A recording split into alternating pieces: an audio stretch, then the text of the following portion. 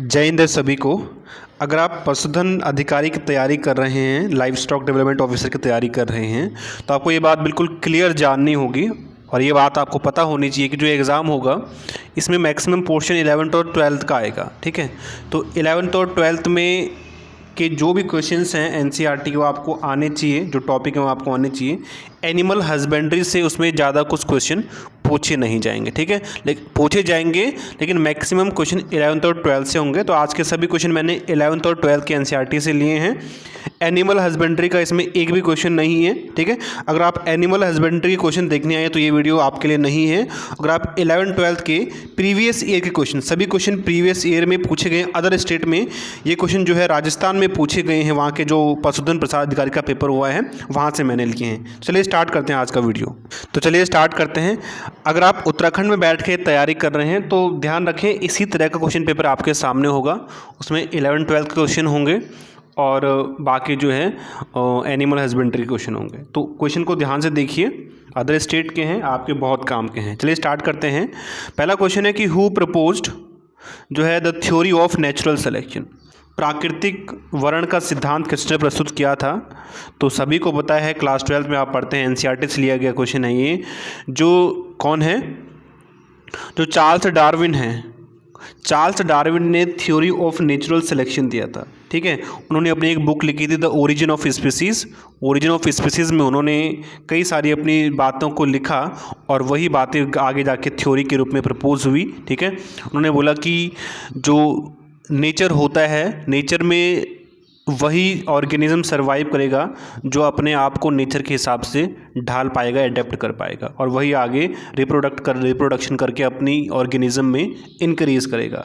तो आप मुझे कमेंट में जाके बताएंगे कि चार्ल्स डार्विन जो है किस कंट्री से ये बिलोंग करते थे। ठीक है, जब किस में मैं लैमार्क की बात करूं तो लैमार्क ने एक्वायर्ड, जो उपार्जित लक्षण हैं, जो एक्वायर्ड कैरेक्टर्स होते हैं, उनके इनहेरिटेंस के बारे में बताया था। उसने बोला था लैमार्क ने कि जिन लक्षणों को इंसान अपने जीवन में एक्वायर्ड करता है वो भी जो है जेनेटिक्स के थ्रू एक जनरेशन से दूसरी जनरेशन में चले जाते हैं, लेकिन ये सच नहीं है। ठीक है, जबकि ह्यूगो डी व्रिज, ये इन्होंने जो है नेचुरल सिलेक्शन से इनका कोई भी संबंध नहीं है। तो करेक्ट आंसर क्या हो जाएगा? Charles Darwin. Okay, second question देखो, cart wheel structure is exhibited by, जो कार्ट व्हील संरचना है वो किस में पाई जाती है? तो जो कार्ट व्हील संरचना है वो पाई जाती है सेंट्रियोल में। किस में?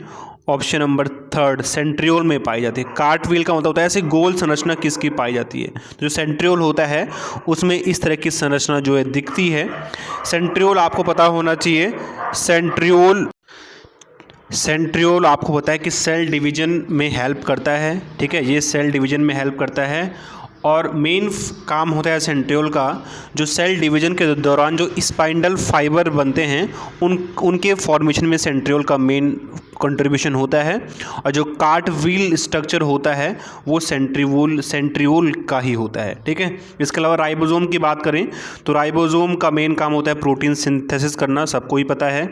लाइसोसोम का काम होता है डाइजेशन, जो अनवांटेड मटेरियल होता है उसको डाइजेस्ट करना, इसलिए इसको सुसाइड बैग ऑफ सेल भी कहा जाता है। इसमें हाइड्रोलिटिक एंजाइम्स पाए जाते हैं। ठीक है, और न्यूक्लियोलस का काम सभी को पता है। तो ऑप्शन नंबर 3 इसका करेक्ट आंसर हो जाएगा। थर्ड देखो कि mitochondrial cloud are found in, यानी माइटोकॉन्ड्रियल क्लाउड किस में पाए जाते हैं? तो बहुत ही इंपॉर्टेंट क्वेश्चन है ये, एलटी में भी पूछा गया क्वेश्चन है, तो ध्यान रखें इसको। तो जो माइटोकॉन्ड्रियल क्लाउड है वो ओवम में पाए जाते हैं। किसके? ओवम के उस साइट में। ठीक है, अंडाणु के उस साइट में जो है ये माइटोकॉन्ड्रियल क्लाउड पाए जाते हैं। ठीक है, ओवम के उस साइट में ये माइटोकॉन्ड्रियल क्लाउड पाए जाते हैं। ये जनरली फ्रॉग में मिलते हैं, जो अफ्रीकन फ्रॉग होते हैं उनमें माइटोकॉन्ड्रियल क्लाउड्स, उनका जो सेल मेम्ब्रेन होता है उसमें माइटोकॉन्ड्रियल क्लाउड पाया जाता है। ठीक है, जो अफ्रीकन फ्रॉग होते हैं अधिकतर उनमें मिलता है। ये आपको ध्यान रखना है, ठीक है। जबकि स्पर्म तो आपको पता है, स्पर्म का मेन काम सभी को पता है कि स्पर्म जो है मेल रिप्रोडक्टिव सिस्टम का एक पार्ट होते हैं, ठीक है। जबकि अमीबा एक यूनिसेलुलर ऑर्गेनिज्म है, तो ये इसमें बताने की ज़रूरत नहीं है। नेक्स्ट देखो, the site of fertilization in woman, महिलाओं में जो है जो फर्टिलाइजेशन कहाँ पे होता है, तो फर्टिलाइजेशन तो आपको पता ही है, नहीं पता तो बता देता हूँ। जब मेल और फीमेल सेल आपस में फ्यूज़न करते हैं तो उसको फर्टिलाइजेशन कहा जाता है। यानी ये पूछना चाहता है आपको कि क्योंकि ह्यूमन में, जो महिलाओं में, ह्यूमन में फर्टिलाइजेशन कौन सा मिलता है, कौन सा मिलता है, इंटरनल फर्टिलाइजेशन मिलता है, यानी फीमेल बॉडी के अंदर होता है। तो फीमेल बॉडी के अंदर कहाँ पे होता है, वो होता है फैलोपियन ट्यूब में। यानी फैलोपियन ट्यूब में क्या होता है, स्पर्म और ओवरी आपस में मिलते हैं, तब जाके फर्टिलाइजेशन की प्रोसेस होती है। तो ऑप्शन नंबर 3 इसका करेक्ट आंसर हो जाएगा, ठीक है। ओवरी तो सभी को पता है कि फीमेल रिप्रोडक्टिव सिस्टम का पार्ट होती है, ठीक है। यूटेरस भी फीमेल से रिलेटेड है, गर्भाशय, ठीक है। फिफ्थ देखो कि choose the odd one out, इसमें से विषम को चुनना आपको। तो देखो, माइक्रोपाइल, एंडोस्पर्म, न्यूक्लियस और पोलन ग्रेन। तो इसमें जो ऑड वन आउट है, जो असंगत है, जो इन तीनों से डिफरेंट है, वो है पोलन ग्रेन। क्या है, पोलन ग्रेन। देखो, पोलन ग्रेन एक मोटाइल ऑर्गन होता है। एक मोटाइल मतलब ये एक जगह से दूसरी जगह चलता है, ठीक है। ये मेल रिप्रोडक्टिव पार्ट होता है प्लांट्स में, ठीक है। इसीलिए ऑप्शन नंबर 4 करेक्ट आंसर हो जाएगा। नेक्स्ट देखो, स्ट्रक्चर मेड अप ऑफ स्पिंगोलिपिड्स। स्पिंगोलिपिड्स से निर्मित संरचना है। तो स्पिंगोलिपिड होता क्या है, पहले वो समझ लो।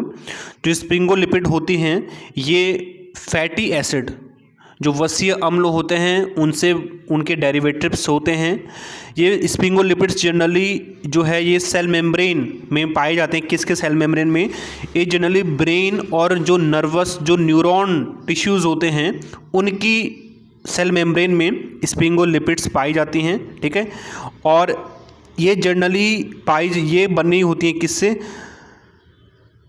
ये माइलिन सीध से बनी हुई होती हैं। आपने सुना होगा ना, जो न्यूरॉन सेल होती हैं उसमें एक स्ट्रक्चर आता है जिसे माइलिन सीध बोलते हैं। तो वो स्पिंगोलिपिड से ही बनी होती हैं, ठीक है। स्पिंगोलिपिड से ही बनी होती हैं। इसका मेन काम होता है, इस माइलिन सीध का, ये प्रोटेक्शन प्रोवाइड करती है। ये न्यूरॉन सेल को प्रोटेक्शन देती है, जो हार्मफुल इन्वायरमेंट होता है उससे प्रोटेक्शन प्रोवाइड करती है, ठीक है। तो माइलिन सीध का मेन काम होता है प्रोटेक्शन देना। और जो माइलिन सीध किससे मिलकर बनी होती है, स्पिंगोलिपिड से बनी होती है, जिससे कि इसको प्रोटेक्शन मिलता है, ठीक है। नेक्स्ट देखो, द सेल सिक्रेटिंग हिस्टामिन। वो सेल्स जो हिस्टामिन सिक्रेट करती हैं, तो वो सेल जो हिस्टामिन सिक्रेट करती हैं वो है मास्ट सेल। कौन सी, जो मास्ट सेल होती हैं वो हिस्टामिन को सिक्रेट करती हैं, ठीक है। और जो हिस्टामिन होता है, जो ये एलर्जी के दौरान जो है सिक्रेट होता है, ये एंटी एलर्जिक का काम करता है। और ये जो हिस्टामिन होता है वो जो है मास्ट कोशिकाओं द्वारा स्रावित किया जाता है, ठीक है। नेक्स्ट देखो, the edible part of mango is, mango का एडिबल पार्ट कौन सा है, खाने वाला भाग। तो ये इसका आंसर आप मुझे कमेंट करेंगे। बहुत ही आसान क्वेश्चन है। जब मैंने आपको एनिमल हस्बेंड्री का पार्ट पढ़ा रहा था, वहाँ पे मैंने आपको बताया भी था, तो ये आप मुझे कमेंट करेंगे, ठीक है। इतना बता दूँगा कि जो मैंगो होता है वो एक क्लाइमेटिक फ्रूट है। क्लाइमेटिक फ्रूट बोले तो ये पेड़ से तोड़ने के बाद पकता रहता है। मैंने बताया था ना आपको, फ्रूट 2 तरह के होते हैं, क्लाइमेटिक और नॉन क्लाइमेटिक। तो वो फ्रूट जो पेड़ से तोड़ने के बाद पकते रहते हैं उन्हें हम क्लाइमेटिक बोलते हैं। तो मैंगो उसी में से एक है। और जो नॉन क्लाइमेटिक होते हैं वो पेड़ से तोड़ने के बाद पकना बंद कर देते हैं। तो आप मुझे कमेंट करेंगे कि आम का कौन सा भाग खाया जाता है। नेक्स्ट देखो, the sedimentation coefficient of ribosome found in bacteria. ये बोल रहा है कि बैक्टीरिया में जो राइबोसोम होता है उसकी सब यूनिट क्या होती हैं। तो बैक्टीरिया में, क्योंकि बैक्टीरिया एक प्रोकैरियोटिक सेल होती है, ठीक है, और प्रोकैरियोटिक सेल में 70S टाइप का राइबोसोम मिलता है, ठीक है। तो 70S टाइप का राइबोसोम मिलता है, ठीक है। कौन सा मिलता है, 70S टाइप का राइबोसोम मिलता है। और जो 70S टाइप का राइबोसोम होता है वो 2 सब यूनिट से मिलकर बना होता है। एक कौन सा, एक 50S और एक 30S, ठीक है। तो ये 2 सब यूनिट से मिलकर बना होता है 50S और 30S। जबकि यूकैरियोटिक सेल में 80S राइबोसोम मिलता है, ठीक है। ये आपको ध्यान रखना है। बैक्टीरिया के बारे में मैं आपको बहुत ही जल्दी एक डिटेल वीडियो बनाऊंगा जिसमें आपको बहुत हेल्प मिलेगी, हो सकता है कल परसों में आपको मिल जाए। नेक्स्ट देखो, what is the pappus is found in Compositae. Compositae में पेपस किस लिए पाया जाता है? पहले तो ये समझो पेपस होता क्या है। आपने देखा होगा गर्मियों के दिनों में कभी कभी शाम को इवनिंग के टाइम आकाश में आपको कुछ एक ऐसा स्ट्रक्चर उड़ता हुआ दिखाई देगा जिसमें एक नीचे से एक छोटा सा ऐसा स्ट्रक्चर रहता है और ऊपर एक वाइट कलर के कुछ इसमें फाइबर रहते हैं ऐसे करके, और वो इधर से बहुत सारे इधर से उधर उड़ते हैं। देखा है ना आपने? नहीं देखा तो कभी देखना, ऐसा नहीं हमेशा, कभी कभी आपको दिखता है कि आकाश में जो है कभी कभी शाम के टाइम जो है वो एक इस तरह के स्ट्रक्चर जिसमें वाइट कलर के फाइबर रहते हैं वो उड़ते हैं, छोटे से रहते हैं, इसको पेपस कहा जाता है। तो ये होता है एयरल डिस्पर्जन के कारण, क्योंकि जब वो एक जगह से दूसरी जगह डिस्पर्ज होंगे तभी उनमें ग्रोथ होगा, ठीक है, तभी वो नए जर्मिनेट कर पाएंगे, एक प्लांट का ही पार्ट होते हैं। तो ये एयरल डिस्पर्जन के कारण, वायु परिकिरण के इनमें जो डिस्पर्जन होता है वो एयर के द्वारा होता है, तो एयर से इधर से उधर उड़ते हैं, तो आपको ध्यान रखना है, ठीक है। जबकि हाइड्रोफिली तो आपको पता ही है, हाइड्रोफिली क्या होता है, जब किसी में जो है जल के द्वारा पॉलिनेशन होता है तो उसको हाइड्रोफिली बोलते हैं, ठीक है। एनीमोफिली और एंटीमोफिली ये आप मुझे कमेंट करेंगे क्या होता है, ठीक है। नेक्स्ट देखो कि Haversian system is a salient feature of. Haversian system किस में पाया जाता है? तो जो हेवर्शियन सिस्टम है वो पाया जाता है किस में? वो पाया जाता है aves, bones of aves and mammals, यानी कि एवीज तथा स्तनियों की बोन्स में पाया जाता है, ठीक है। तो जो हेवर्शियन सिस्टम है ये ब्लड सर्कुलेशन में हेल्प करता है और ये जनरली बोन्स में मिलता है एवीज और मैमल्स की, यानी जो मैमल्स होते हैं उनकी बोन्स में मिलता है हेवर्शियन सिस्टम, जो कि ब्लड सर्कुलेशन में इसका मेन कंट्रीब्यूशन होता है। नेक्स्ट देखो, the site in ovule where funicle is attached. बीजांड का वो स्थान जहाँ फ्यूनिसेल जुड़ा हुआ होता है उस स्थान को हम हीलियम बोलते हैं। क्या बोलते हैं? हाइलियम बोलते हैं, कई लोग हीलियम बोलते हैं, जो बोलना बोलो, यानी नाभिक बोलते हैं। क्या बोलते हैं? नाभिक बोलते हैं, ठीक है। ये बॉटनी का 11th क्लास से ये पूछा गया है, वहाँ पे ज़्यादा जब आप जिम्नोस्पर्म एंड एंजियोस्पर्म पढ़ते हैं तो वहाँ पे जब आप सीड का डेवलपमेंट पढ़ते हैं तो वहाँ पे ये टॉपिक आता है, पढ़ाऊँगा, इसको भी चिंता मत कीजिए, ठीक है, ठीक है। तो अगर मैं कैलिजा की बात करूँ तो कैलिजा वो जगह होती है जहाँ से न्यूक्लियस इंटीगुमेंट से, जहाँ पे न्यूक्लियस इंटीगुमेंट से अटैच होता है उसे कैलिजा बोलते हैं, ठीक है। न्यूक्लियस तो आपको पता ही है और रेफी भी आपको पता है, तो करेक्ट आंसर क्या हो जाएगा इसका? ऑप्शन नंबर 4 करेक्ट आंसर हो जाएगा। नेक्स्ट देखो कि which is called as triple vaccine. इसमें से किसको ट्रिपल वैक्सीन कहा जाता है? तो ट्रिपल वैक्सीन मतलब जो 3 चीज़ों के लिए यूज़ होता है, यहाँ पे ट्रिपल वैक्सीन का मतलब इस चीज़ से है। तो ऑप्शन नंबर जो डीपीटी है, डीपीटी को हम ट्रिपल वैक्सीन कहते हैं क्योंकि ये डिफ्थीरिया, पैराटोसिस और टिटनेस 3 बीमारियों के लिए यूज़ होता है, इसीलिए जो डीपीटी है इसको हम क्या बोलते हैं? ट्रिपल वैक्सीन बोलते हैं। डिफ्थीरिया, पार्ट्यूसिस और टिटनेस, इन 3 चीज़ों के लिए इसका यूज़ किया जाता है। जबकि बीसीजी का टीका तो आपको पता है, बीसीजी बहुत ही फेमस टीका होता है जो कि जनरली ट्यूबरक्लोसिस में यूज़ किया जाता है। बीसीजी का फुल फॉर्म होता है बैसिलस कालमेटी ग्वारिन, ठीक है, बैसिलस कालमेटी ग्वारिन, ये इसका फुल फॉर्म होता है। और टिटनेस जो बीसीजी है यूज़ किया जाता है टीबी, ट्यूबरक्लोसिस में। नेक्स्ट देखो, Sertoli cells are found in, बहुत ही आसान क्वेश्चन है, 12th क्लास में अगर आप हैं, अगर आपने ह्यूमन रिप्रोडक्शन वाला चैप्टर पढ़ा है तो ये क्वेश्चन आपको आना चाहिए। इसके लिए मैं आपको छोड़ता हूँ, आप मुझे कमेंट करेंगे अगर आप ध्यान से देख रहे हैं सर्टोली कोशिकाएं कहाँ पाई जाती हैं। इतना आपको बता देता हूँ कि ये मेल रिप्रोडक्टिव सिस्टम से का पार्ट होता है। तो अब किडनी तो आपको पता ही है, किडनी का मेन काम क्या होता है? किडनी हमारी जो है एक्सक्रीटरी ऑर्गन होता है, ठीक है। लिवर और किडनी तो हो नहीं सकता, आपको दोनों में से आंसर करना है, बहुत ही आसान क्वेश्चन।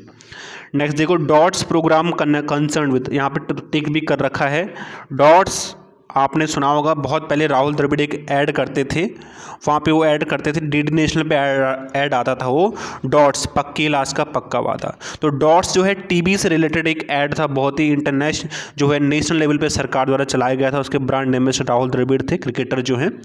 तो डॉट्स जो है वो टीबी है, इसके उन्मूलन से रिलेटेड है। DOTS, डॉट्स की फुल फॉर्म होती है directly observed treatment short course. ठीक है, directly observed treatment short course, ये डॉट्स की फुल फॉर्म होती है और टीबी से रिलेटेड है ये। ठीक है, समझ में आ रहा है ना, टीबी से रिलेटेड है। जबकि ग्रीन हाउस इफेक्ट्स तो आपको पता ही है, इससे ऐसा कुछ बात है नहीं।